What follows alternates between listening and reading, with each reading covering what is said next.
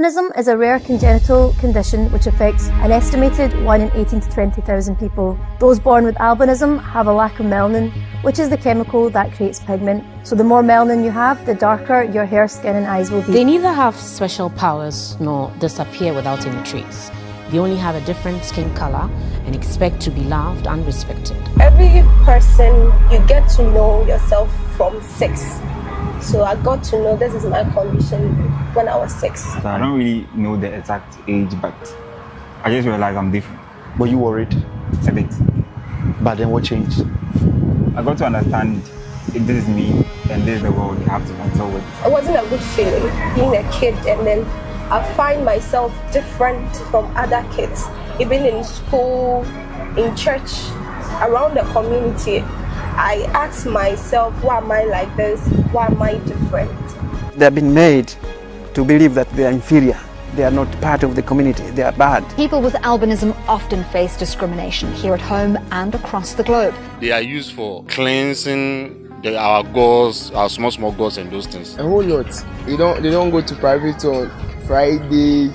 They don't die, they vanish like a whole lot. My mom told me like there's a shrine in our village in Central Region that maybe when you want the fruit of the womb and you go there, the fetish priest over there give you such baby.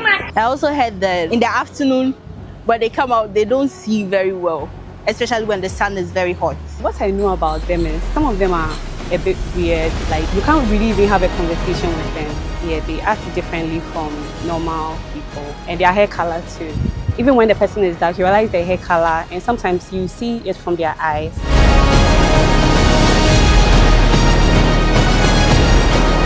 Do you know any albino that died before? I heard that when you bury them, they vanish. Where do I vanish to? That is the question I also ask myself. Where do we vanish to, heaven or we? Can excessive sunlight kill you? Yeah, because of the sun. When you pass through the sun for a period of time, you can get cancer. Okay. Yeah. And then I know cancer can kill. Okay. So how do you feel about something that people enjoy? You know, people like the summer, people come down to even Ghana to enjoy the sun, and you don't get the chance to experience this feeling. How do you feel about it sometimes? That is the only thing that puts me down about this condition. I don't want to use the word condition, this complexion. Okay. Yes, because God gave me this complexion with another character. I'm a fun type. I always want to expose myself, but the country and the weather I'm in does not permit me. But I do ignore sometimes, and my face becomes very reddish. Wherever I'm exposed, like right now, when I get home, that place will be red. Very red. Very red, and it pains too. It pains? Yeah. Wow. So it means you don't normally go out during the daytime? When it's not necessary.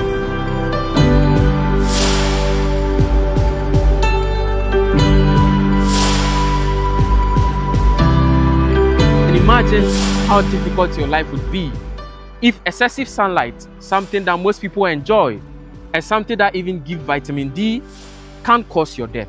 I'm here to tell you that albinos are found in every part of the world, but most predominantly, albinos are found in sub-Saharan African countries. Most frequent questions asked about albinism is, are they humans? Are they gods? Is it a deformity? Or are they kids? Today, we are here in the Volta region of Ghana to discover a community where most albinos in Ghana consider their hometown. Join us and let's discover the hometown of albinos.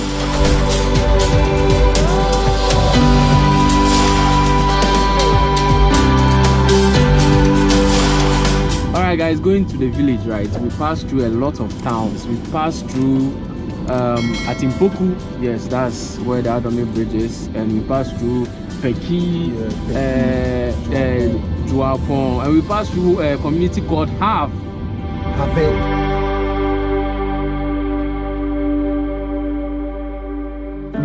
In Ghana here, we call albinos like Ofri I don't know where that name came from or the background of that name, but we call them Ofri. Some people say Ofri Jato. I personally don't know how we got that name. But my experience with albinos, I think I remember growing up with about 2. One was in my primary school back then at Teshi, and then I grew up with one in the vicinity playing football. But well, we've heard that this particular community, if you trace or averagely meet an albino, most of them come from this particular village. So guys, let's go and see the story behind the albino community located inside the Volta region of Ghana.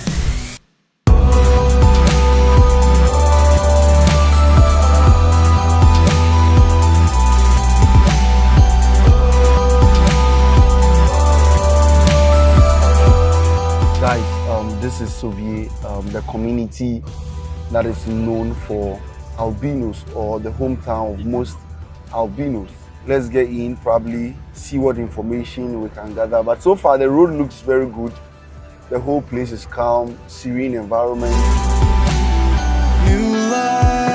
It's 9 a.m. in the morning, so the whole place is quiet. We left Accra as at 4 a.m.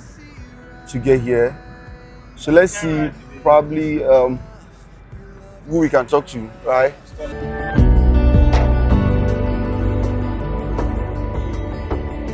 When we're doing our research, then we saw this community.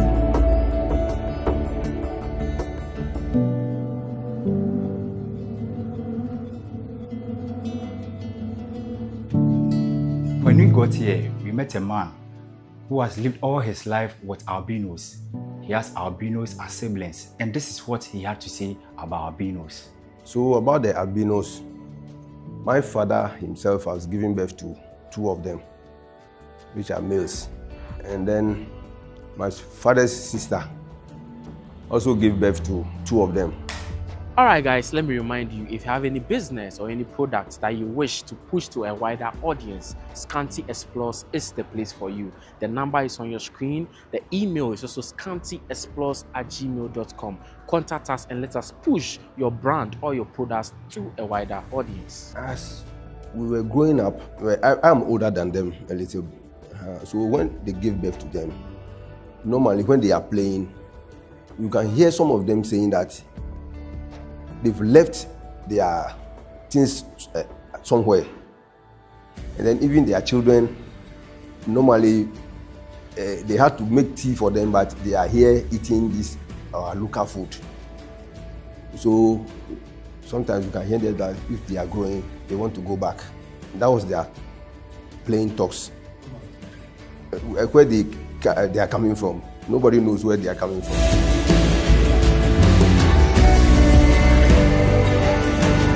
Embarking on this journey, there has always been one thing we wanted to know, and I know you watching will also want to know why this place is called an albino village, and how did these people come about in this village. In the olden days, when they were coming from Ngoche, you know, the Ewes came from Ngoche under King Agokoli. So when they were coming, they had an albino. That albino came with the people, and he stood at one of our towns called Kujra. In this town, we have another clan called Konda. That place too, in the family, they had 4 of them, 2 men and then 2 girls. At the top here too, we have 2 of them. But one of them, the boy is a Catholic priest, and then the sister too is married to a Ghana, so they are living in Accra. So that is how the albino came into being in Soviet here.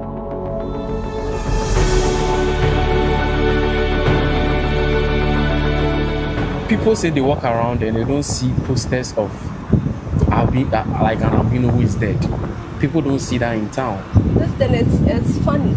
It's really funny because Jesus Christ, that he came as a normal human being comes, and he died and resurrected. So how much me, I was impregnated 9 months, I came out in a normal process.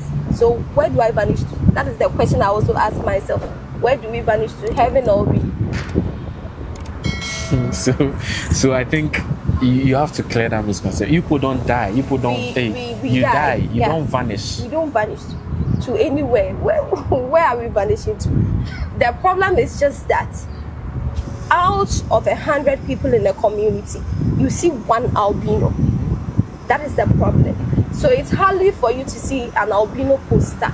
That is the problem. Yes, but albinos do die. We are humans. We die. We feel. They are humans. They are just like us. We share the same blood. We drink the same water. We eat the same food. We go to school. We do everything in common. They don't disappear. They fall sick and die. Albinos die. We albinos are humans just like everyone. It's just like a genetic condition. Okay. If you get married, like you, Scanty, for example, you can give it to someone like me. Even the lady is a carrier. She's going to give birth to an albino. Okay. And if I get married and the lady I get married to is not a carrier, I'm not going to give birth to an albino. Okay. But if the lady is a carrier, I will. So it depends on the genes and all those things. Yeah. Have you attended an albino funeral before? No. Do you know any albino that died before? My uncle. I've heard about him, but I didn't come to meet him. Okay, but you have not been to an albino. Have you seen an albino poster before? Once. It was in a group. Okay. Then someone posted it. Okay. Like in a funny way. Okay. It's like this is the first time I've seen this, so we were all laughing. I was even the one leading the shows. Okay. You were laughing that albino died. I wasn't happy about it though. But it shock you say you see the albino die. You see, boys just do certain things to make fun of you. Okay. So if you don't lead it, it'll get back to you. So I lead the fun. I direct it the way I want it to be directed to, so that it wouldn't hurt me. But growing up, did you believe the idea of people saying albinos don't die? Did you also fall into that trap? No. You never believed it? Hey, you die once. Okay. You can't try that. Guys, if you are watching this and you've not subscribed, what are you waiting for? What are you waiting for? Like this video and subscribe to the YouTube channel. Be a part of the Scanty S Plus family.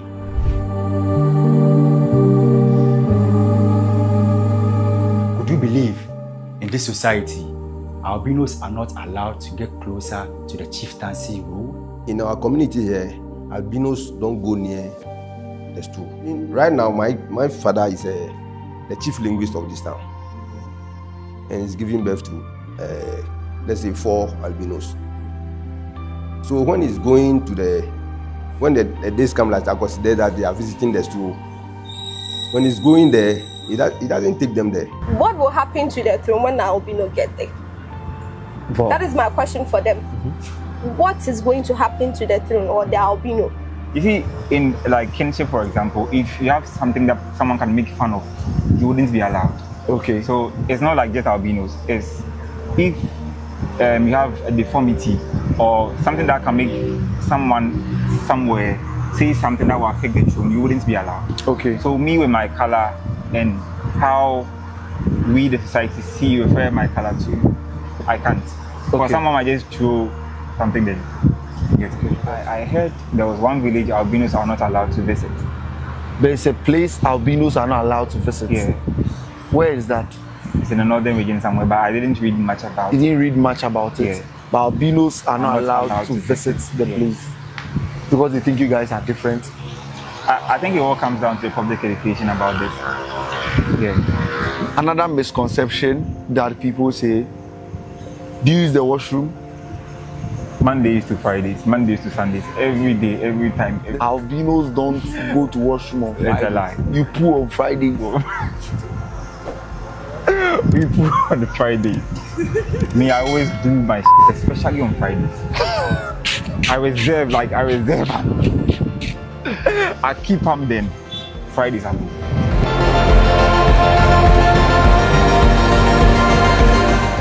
What causes the skin color to be like this? It's a genetic condition. Okay. Yes. For me, it's in my family. My grandma is just like I. Your grandma is an albino? Yeah. And she's 70 and above. She's still there. To me, my belief is natural. It's not a sickness? It's not a sickness at all. So anyone can be an albino? Yes. You can give birth to an albino. Anybody can give birth to an albino. because they are humans.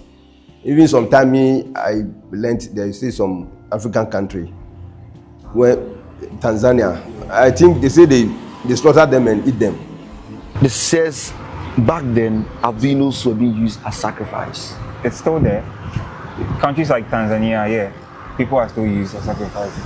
I read documentaries about people, they use certain part of their body for sacrifice and other things. It's still there. So it all goes down to the government implementing laws or policies that's going to help us as citizens of the country, as people, because we all have rights as the same people, like everyone has rights. So it's all down to the government to implement certain laws or do certain policies or do something to help us. In Ghana, we refer to you guys as Ofri. Have you by any chance inquired what Ofri means? No. You just came to me. Just say it so. Because in Ghana, it's Ofri Jato. The Jato even the ball me pass everything. The Jato the ball you pass. The Ofri Jato means somebody who is not a pure white.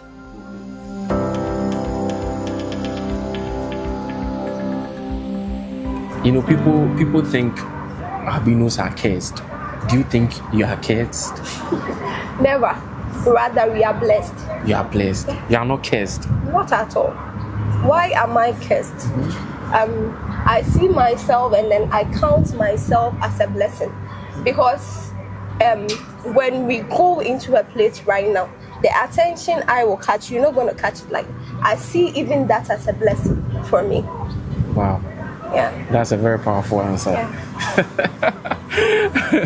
Yeah. So I sing at church too. You sing at church? Yeah. Okay. So when I'm invited for a program, I make sure I go late just to get the attention. Wow. Just like that, yeah.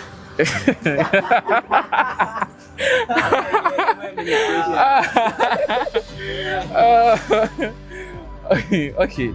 But you see it as a blessing, fine. Yeah. But do you think it's also like a deformity in any way? Never. It's not a deformity. I walk by myself.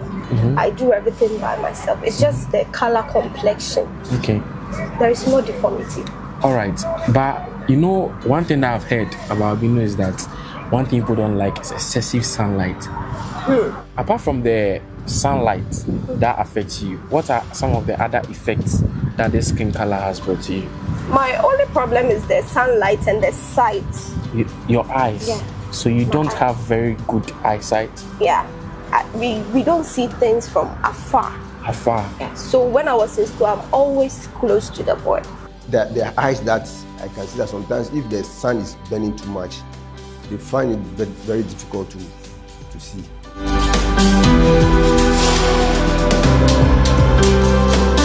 Growing up, did they used to be common in the community, and now is it scarce? For a long time, since my dad and the sister gave birth to those 4 of them, I haven't heard of any again. And it's about, I may say about 30 years ago. Tell me why a community that is known for albinos, you get in here, engage in conversations, and it's like you have not encountered any. They have left. The ones that were here, most of them have passed on. And the shocking thing is that he says for the past 30 years, no one has ever given birth to an albino again in the community.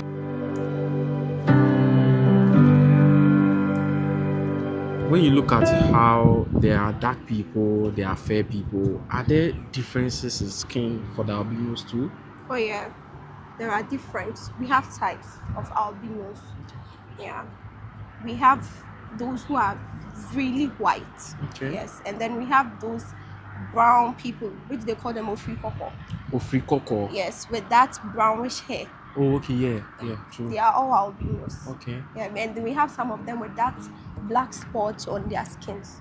Okay, so those are also like a different set of albinos. Yes, a different type of albino. A lot of black spots on them. But do you do anything to your skin that's why you don't have those black spots? No, I don't even comb it myself. You don't comb it yourself? So your skin is already I'm a natural girl, yeah.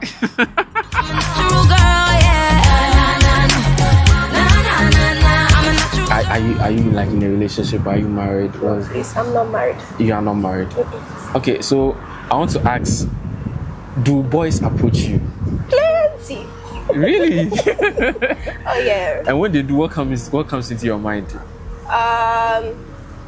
I'm very cautious when it comes to things like that, because I remember when we were in school, that was SHS. A guy approached me. That time I was a kid, so my mind wasn't really there.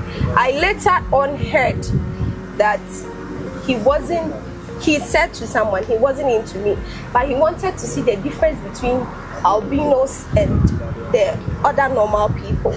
So I was like, so I'm very cautious when it comes to things like that. Apart from my complexion, is there any problem with me? I'm beautiful. Yeah. I can speak to. Yeah. I do my things by myself. When you apply for work, do you think your skin color makes you like at a disadvantage? Because if it's a work that you are supposed to work in the sun, what do you do? I've not applied for such works. Sometimes I wish I can do such works, but because of the sun, I've not tried on that area. That's why I like to be indoors. That's why I'm going for the teaching. So apart from the teaching, what was like your dream job when you were a kid? When I was growing up, I wanted to be a psychologist, just to educate people on this albinism thing, the concept, the mindset about it.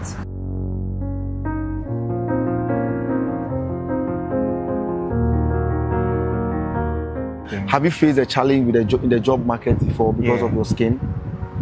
Sometimes someone will want to give you a job. Be like, your skin, I would like to employ you, but you know, it just goes off. The deal just goes off like that. But people also like, okay, because of the skin, I'll give it to you. I'll just give you a try on this. Okay. It depends on the understanding of the person about you, your color.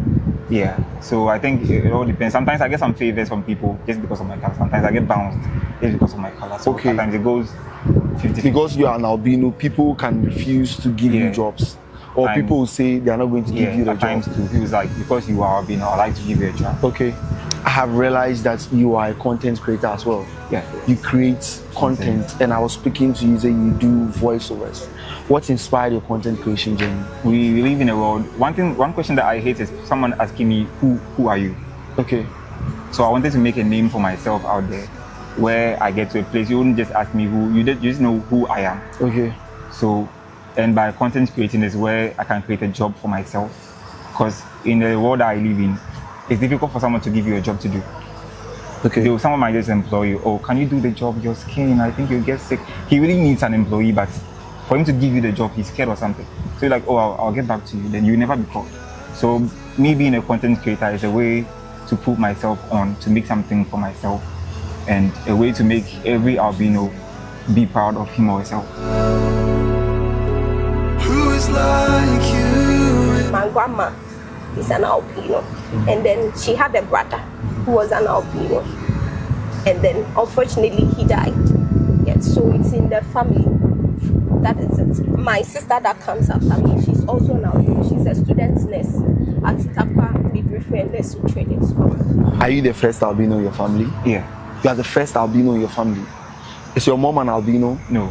Is your dad an albino? No one in my family. So you are the first albino in your family. Albino in my family. How does that feel? I think it prepared me for society. But for family's sake, how did the family feel when they realized you are different? I'm different. Because now that at least we have more education about albinism, but back then there's not. Yeah. Do you have friends? I do.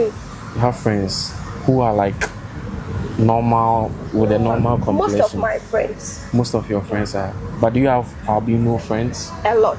I have a lot. Too. They are in this country. Yeah. But I hardly see them. Do you guys have like, is it like a group or somewhere that you go okay, so you see, we are not plenty. Okay. Yeah. So as you walk, you come across one. Yeah. And then I met a lady, Ellen, who is an albino like me. And then through her, we got to know another albino. And then we are in a WhatsApp group now.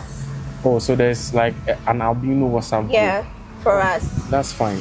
Growing up in a country where we don't have a lot of people with the same condition, how do you mingle? Or how do you mingle with colleagues? How do you make friends? It's really challenging. Most of the time it's depressive because people wouldn't really see you as they see others vibe with you like that. You just have to be around them, you know, talk. If people like you, they like you for who you are. If people don't, they don't like you for your color and this stuff. But most of the times, people who are really into you, they move along, like, tag along with you.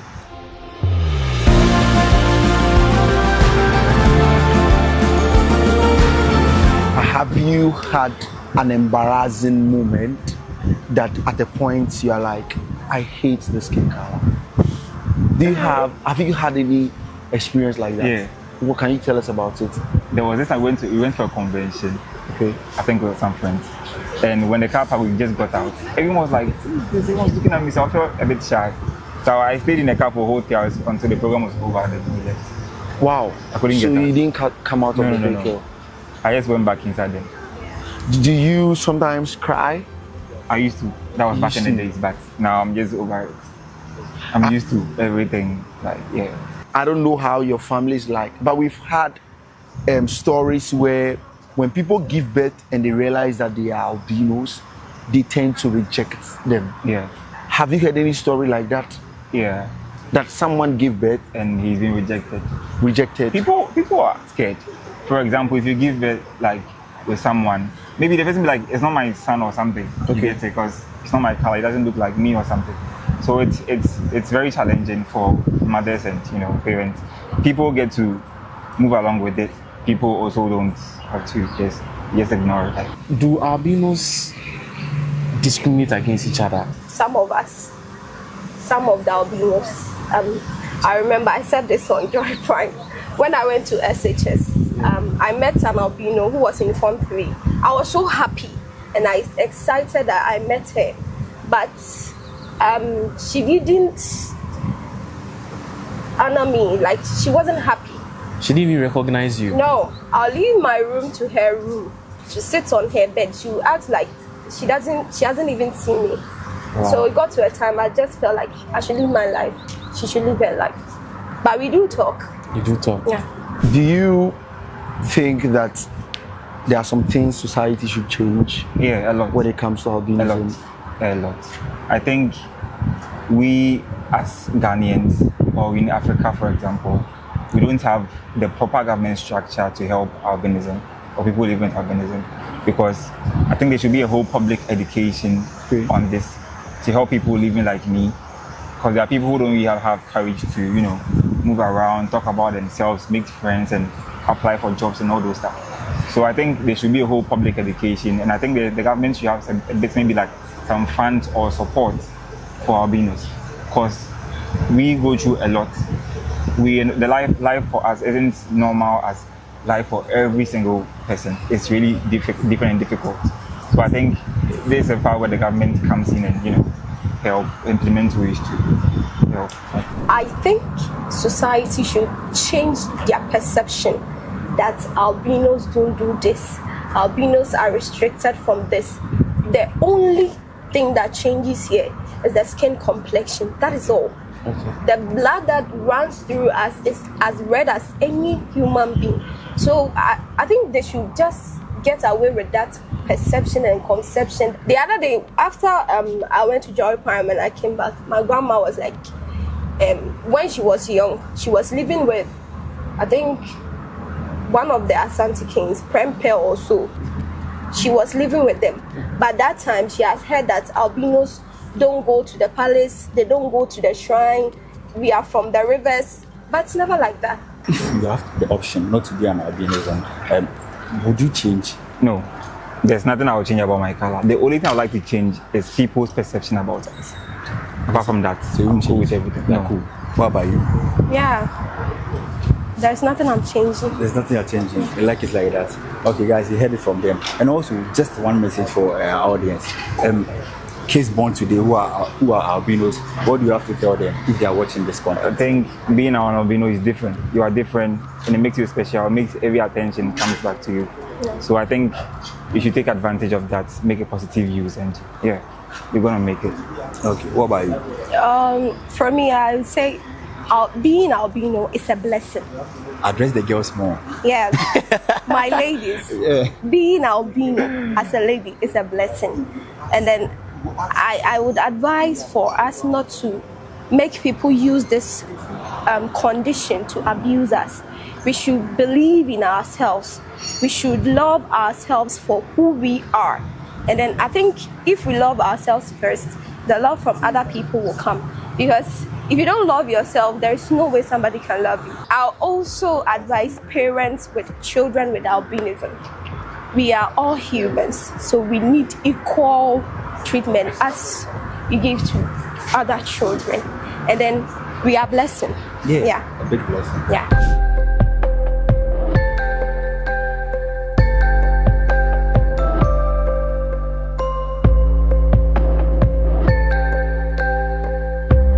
Alright guys, so this is where we will wrap up here, and I need to be so grateful to him because we are in Accra and he was doing in Accra. He left a different region, Ashanti region, all the way to Accra for us to film this particular content. I'm so glad. I want to use this platform to say a big thank you to you, because not everyone is going to do something like this, and it's something that we have wanted to do to change the narrative in the environment about albinism. If you're a new subscriber to the channel, like, share, put us on post notification. If you made it this far, just drop it in the comments. What's your name? Riley. What? Riley. R-I-L-E-Y. Riley. Yeah. Wow. Yes, so if you made it this far, just say I love Riley in the comment section. Just drop it in the comment section. Let us know that you made it to this point in the video. My name is Scanty. You can give us your socials. Follow me on all social media platforms at Riley, Blackboy Riley, or APC. Just find me, but mainly on TikTok. You can just find me. Thank you so much for talking to us. Thank you for having me on the show. Bye.